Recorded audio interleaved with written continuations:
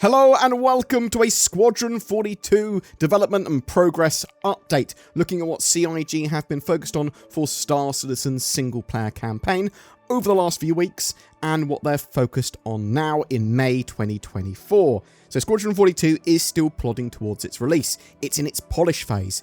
It really is in the final stretch, but even the last sort of 5% of the game can potentially take the longest. I think this means that we're looking at a sort of early to mid 2025 release personally. We'll have to sort of wait and see. We are expecting a release date to be announced at CitizenCon 2024 on the sort of 19th, 20th of October. A lot of devs have moved over to Star Citizen's persistent universe, so the multiplayer aspect of the game, and are bringing a load of that Squadron 42 feature set and refined features into the multiplayer patches currently. However, there are some interesting changes in development that CIG talked about in the latest monthly report. For example, AI features made updates and bug fixes to AI combat for the persistent universe. Once 3.23 launches, these improvements will be brought into Squadron 42 to further enhance the flight and combat experience. So that's actually a big change. It seems like work is being refined and evolved in the persistent universe now, so these AI features, master modes, that sort of stuff, and then they're making their way back into Squadron 42. They're using the persistent universe as a tool to help develop some of these components and features further, then put them into Squadron 42, where previously features were developed in Squadron 42 and then brought into the persistent universe. Again, tech design, they began moving the recent ship AI changes from the persistent universe into Squadron 42. They also set up new ammo crate entities, provided miscellaneous tech support, and fixed several other bugs. So expect to see more things like that as we get closer to Squadron 42. The sort of refinement and development of features in the persistent universe and then being brought back into Squadron 42. It's the only way they're going to get some of the balance done properly. It's the only way they're going to get some of the stuff like master modes, operator modes, the combat feel and experience, all before Squadron 42 launches. That said, there could well be a beta and various test phases with Squadron. They might push it out to the Evocati, the hand-selected set of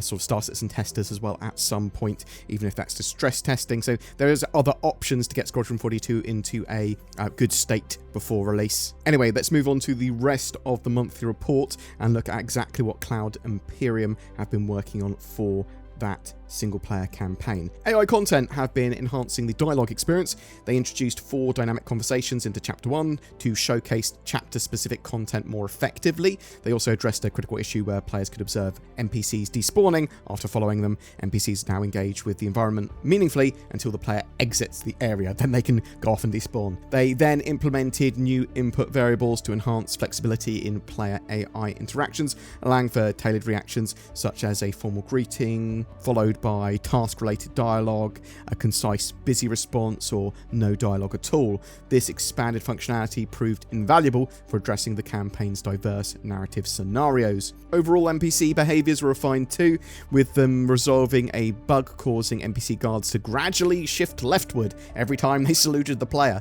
This was caused by a locator malfunction. The team also rectified an issue where the supervisor NPC was inconsistently present on Stanton's bridge across the day-night cycle. For combat mechanics, AI content utilized new mocap to refine how players interact with the Gladius. Alongside this, various tasks and bug fixes were completed to improve the overall player experience. And you'll notice this is going to be a theme for a lot of the Squadron 42 monthly reports here on. It's going to be a lot about refinement and bug fixes and improving the experience, because a lot of the work is now done. They are literally in that polish phase. They are trying to finalize as many of these areas and improve them as much as possible. AI tech began supporting usables reacting to Maelstrom physics. So Maelstrom is the ship and structure destruction system. As part of this, the usable will react to the destroyed object and enable or disable specific functionalities. For example, if an engineer inspects a broken wing of Gladius, they will notice the damage and perform an appropriate interaction.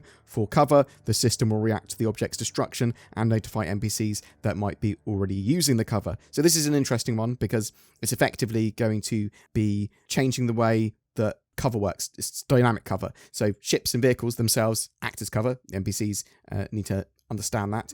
There's also things where broken parts of ships, their cover, when structures get damaged, that could render some cover ineffective or provide more. It could also destroy and render ineffective usables around that area. But also, if fires are started, then they're also going to need to know where the nearest functional fire extinguisher is. It'll be interesting to know, does the AI know that an area has, like, a fire extinguisher has been destroyed, or will it still run there looking for it and go, it's not there, and then run to the next closest one? With that sort of in mind, Animation worked on numerous space-centered movements, including zero-G and prone movements in gravity. They also worked on first-person animations for turrets, interacting with fire extinguishers, medpens, and more. They then continued working on player weapon reloading and malfunctions, as well as burning down AI combat animations. Not entirely sure what that means. Does that mean AI set on fire, or does that mean that things that are getting burnt down they will be aware of? This includes reloads and hit reactions. Hit reactions were also shot for a new enemy class. So it looks like they're really buffing out some of the general movements and common actions and animations here. They are also currently closing out several back-end and life elements across various locations, such as the Idris. They also supported cinematics with mocap shoots for the opening of the campaign, so assumedly that's Chapter 1. The facial animation team continued to develop assets for the cast of characters and players. On the mocap side, the team supported mocap sessions needed to complete specific levels. Gameplay story focused on Chapter 1. As part of this, they continued bug fixing and polishing, with their involvement on the chapter tapering off as it's nearing completion. In addition to this, they continued to implement and improve scenes across other chapters, mostly dealing with Chapter 5. They overhauled a scene in an elevator with new mocap and encouragement lines. The gameplay story team said, "It was great to see all these elements working together with great timing in-game." Also for Chapter 5, a scene on a tram platform received new mocap to improve how a key character reacts to the player. Narrative continued on previous work, but also worked on generating environmental chatter that will be sprinkled throughout the story to provide additional backstory and insights into the social dynamics of the crew. Narrative also worked closely with core gameplay to implement the Galactopedia, testing out the layout, content, and triggering of various entries.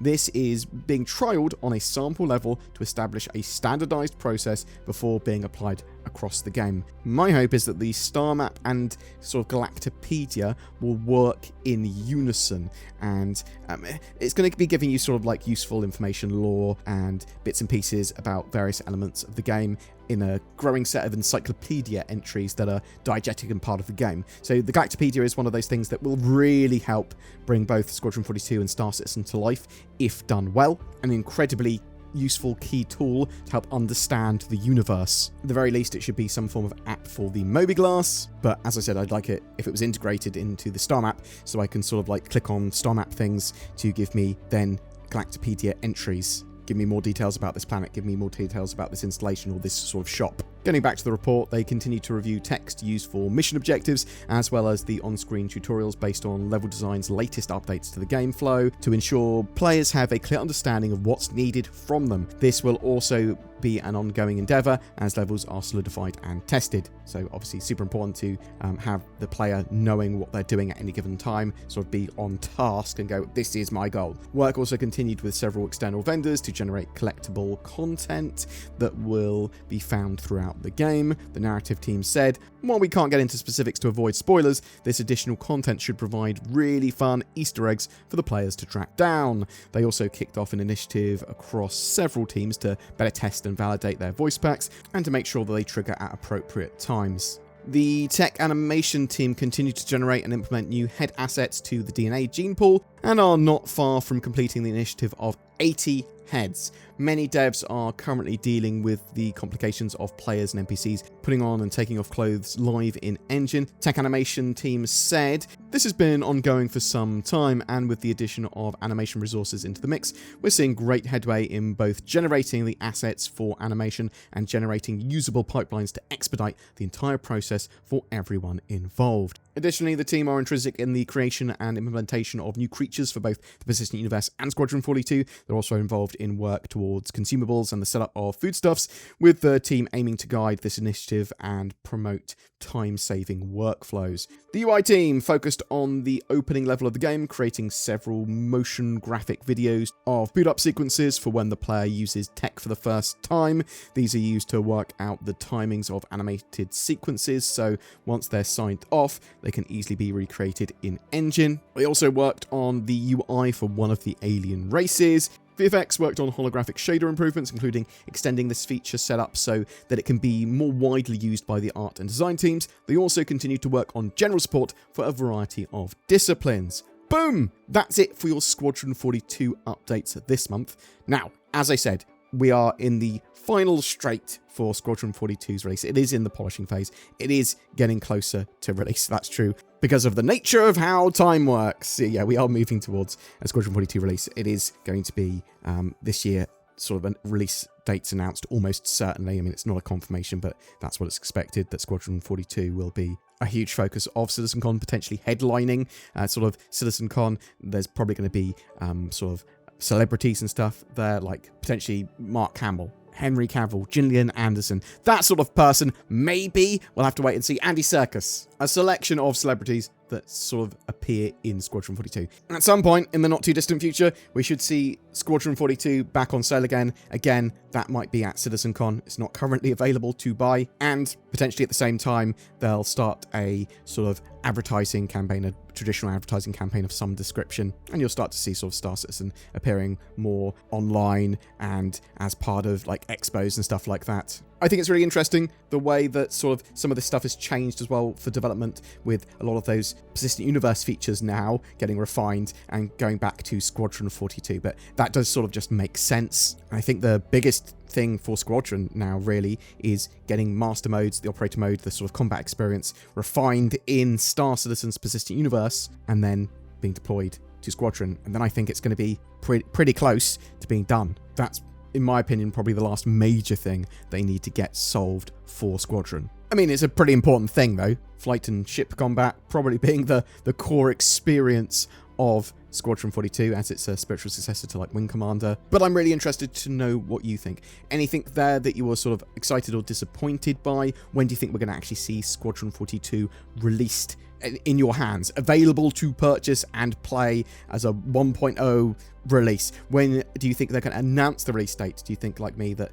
CitizenCon is going to be a big platform for it this year? Or do you think, no, madness, it's still years away? Whatever your thoughts or questions, I would love to hear from you in the comments below. You should also pick yourself up some NordVPN. It's a VPN that gives you other things that other VPNs do, but it's got Nord in, and VPN in it. You should get it. It gives you better security, privacy, and accessibility of the interwebs. NordVPN.com/BoredGamer. You should check out the links below. Also, Tobii Eye Tracker have a 15% sale on if you want some sort of super awesome natively supported eye and head tracking in Star Citizen, then check that out. Links down below. That's on until the 15th of May. We also have a ship giveaway at the moment for a Spirit C1. Just comment on any of my videos made during the month of May to be in for a chance of winning that. And if you want to further support the channel, use the join button under my videos, like them, subscribe to them, share those videos, comment on them,